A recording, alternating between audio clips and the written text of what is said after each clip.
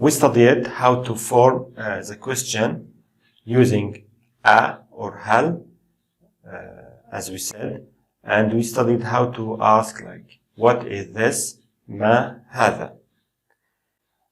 If you want to ask about a human being or rational being, you should use man instead of ma. So we use ma for objects, for things like bayt, masjid, kitab, and we use man for humans. So if you want to ask who is this, you should say من هذا. من هذا. Let's practice. من هذا. هذا ولد. من هذا. هذا رجل. من هذا. هذا طبيب. من هذا. هذا طالب. من هذا. هذا مدرس. من هذا. هذا مهندس. Okay? If you want to ask a question and answer negatively, you should use the word la.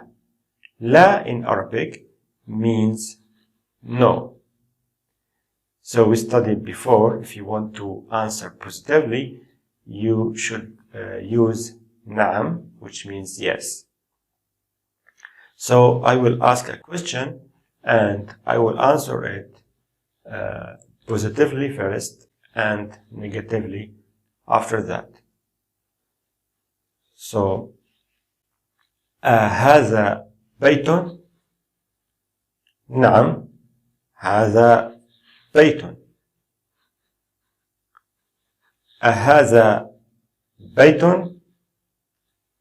لا هذا مسجد. أهذا كتاب؟ نعم هذا كتاب. أهذا كتاب؟ لا هذا مكتب. أهذا ولد؟ نعم هذا ولد. أهذا ولد؟ لا هذا رجل. أهذا طبيب؟ نعم هذا طبيب. أهذا طبيب؟ لا هذا مهندس. أهذا مدرس؟ نعم هذا مدرس. أهذا مدرس؟